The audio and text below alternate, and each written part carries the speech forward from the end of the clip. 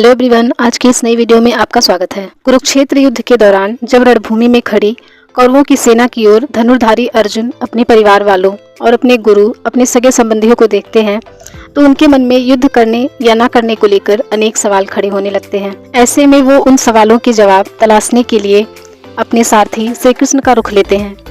भगवान श्री कृष्ण अर्जुन के मन में उठे असमंजस्य के इस बवंडर को शांत करने के लिए जो उपदेश, जो ज्ञान या जो बातें उन्हें बताते हैं, उन्हें ही हम व्यापक तौर पर भागवत गीता के नाम से जानते हैं। अभी हाल में ही इस महान शास्त्र का उल्लेख एक मूवी में की गई थी। Cillian Murphy starrer Oppenheimer movie के एक सीन में भागवत गीता के अध्याय 11 के श्लोक 32 का जिक्र किया गया है और यह श्लोक है, कालो अस्मि लोक क्षयकृत प्रवर्धो लोकांस मार्तो मेह प्रवृत्तः। इसका अंग्रेजी में अनुवाद है, now I am become death the destroyer of words.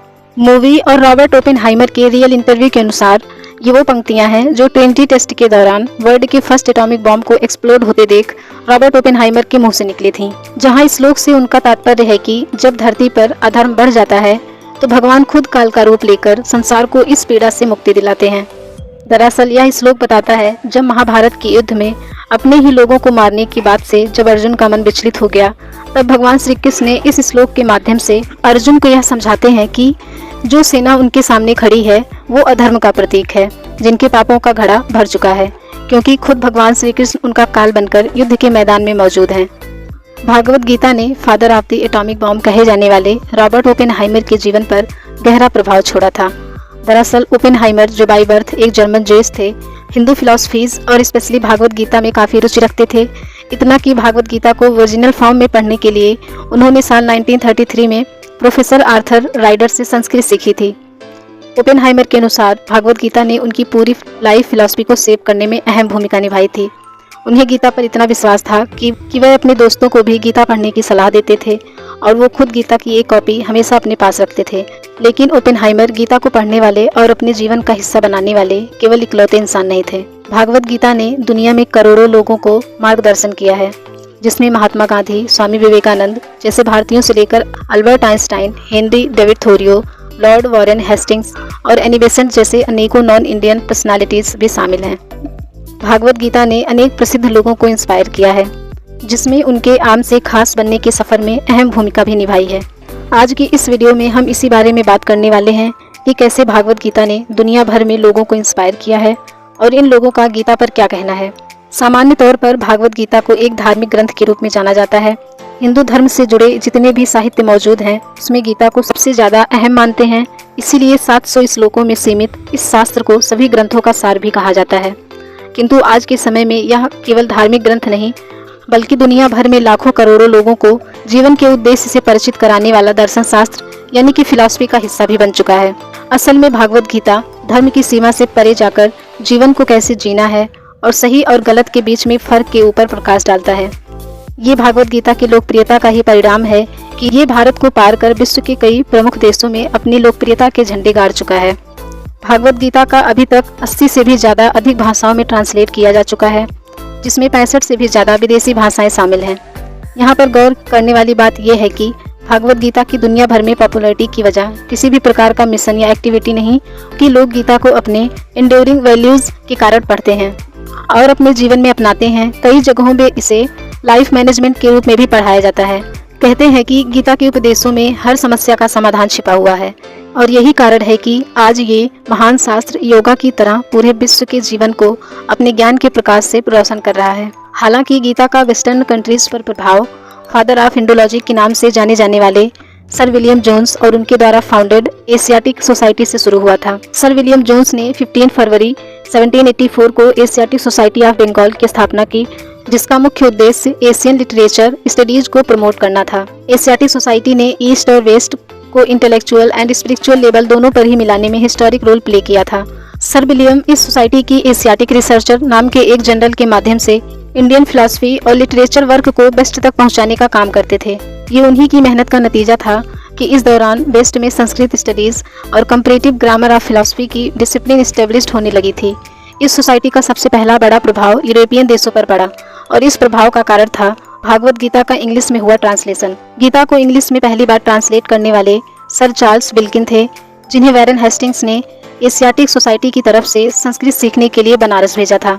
ये वही वैरेन हेस्टिंग्स हैं जो बंगाल के पहले गवर्नर जनरल भी थे। वैरेन हेस्टिंग्स और चार्ल्स विल्किंस दोनों ही भागवत गीता से बहुत प्रभावित थे।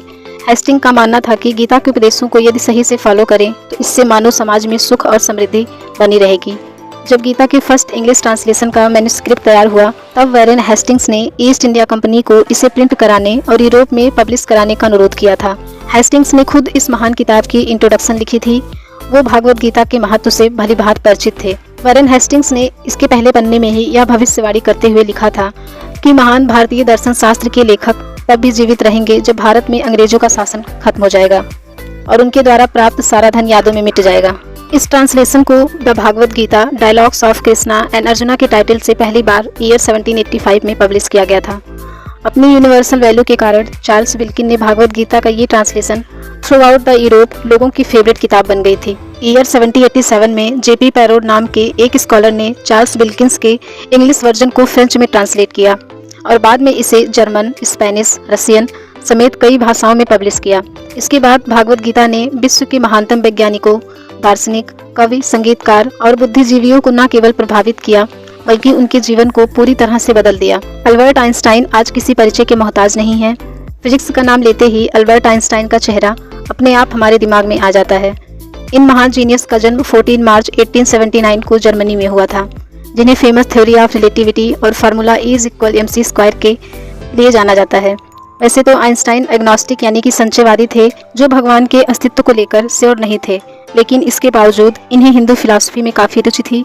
इसके चलते इन्होंने भागवत गीता को पढ़ा। आइंस्टाइन रविन्द्रनाथ टैगोर को काफ़ी अच्छे तरीके से जानते थे और सोर्सेज के अनुसार ये दोनों चिट्ठी के माध्यम से एक दूसरे के संपर्क में रहा करते थे। साल 1930 में रविन्द्रनाथ टैगोर आइंस्टाइन से मिले और उनके घर बर्लिन गए थे, जहां उन दोनों ने काफ़ी देर तक रिलीजन और साइंस पर विचार विमर्श किया। उनके इस कन्वर्सेशन को न्यूयॉर्क में Einstein and Tagore plumb the truth scientist and poet exchange thoughts on the possibility of its existence without relation to humanity इस टाइटल से पब्लिश किया गया था। माना जाता है कि टैगोर के साथ इस कन्वर्सेशन के बाद आइंस्टाइन काफ़ी प्रभावित हुए और ये उनके इंडियन फिलॉसफीज की तरफ आकर्षण का एक कारण भी बना।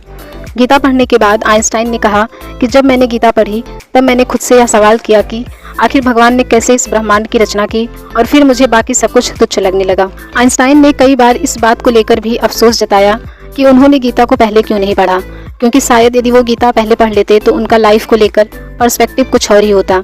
Henry David Thoreau famous American naturalist, poet और फिलोसोफर थे। उन्हें सबसे ज़्यादा फेम उनकी किताब वॉल्डन के लिए मिला था, जिसमें उन्होंने नेचुरल सराउंडिंग्स में अपने सिंपल लिविंग्स के कॉन्सेप्ट को डिस्क्राइब किया था। इसके अलावा वो अपने एस्से सिविल डिसओबीडियंस के लिए भी जाने जाते हैं। थोरियो ने अपने राइटिंग्स के थ्रू कई पॉलिटिकल लीडर जैसे Mahatma Gandhi, US president John F Kennedy, Martin Luther King, Russian author Leo Tolstoy को प्रभावित किया। लेकिन थोरियो खुद इंडियन फिलॉसफीज और स्पेशली भागवत गीता से बहुत ज़्यादा प्रभावित थे, यहाँ तक कि उन्होंने अपनी फेमस किताब वॉल्डन में गीता का कई बार उल्लेख किया। गीता को पढ़ने के बाद उन्हें दुनिया में मौजूद सारे लिटरेचर और टेस्ट इनसिग्निफिकेंट लगने लगे। निकोला टेस्ला 19वीं सदी के सबसे महान वैज्ञानिकों में से एक थे, जिन्हें वर्ल्ड का सबसे पहला एसी मोटर डिजाइन करने के लिए हम जानते हैं। टेस्ला ने ईयर 1926 में ही स्मार्टफोन और सैटेलाइट कम्युनिकेशन को प्रेडिक्ट कर दिया था।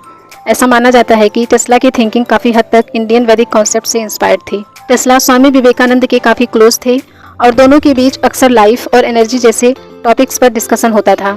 एक बार 1896 में Swami Vivekananda famous French artist सारा बर्नहार्ड का प्ले देखने गए थे। प्ले के दौरान जब बर्नहार्ड की नज़र स्वामी विवेकानंद पर पड़ी तब उसने उन्हें पहचान लिया और प्ले के बाद एक मीटिंग अरेंज की और उस मीटिंग में टेस्ला भी वहां मौजूद थे। तब निकोलस टेस्ला और स्वामी विवेकानंद ने प्राण यानी कि एनर्जी और आकाश, कल्प यानी कि टाइम जैसे वैदिक कॉन्सेप्ट्स पर काफी चर्चा की। टेस्ला वैदिक फिलॉसफी के इस कॉन्सेप्ट से काफी फैसिनेट हो गए।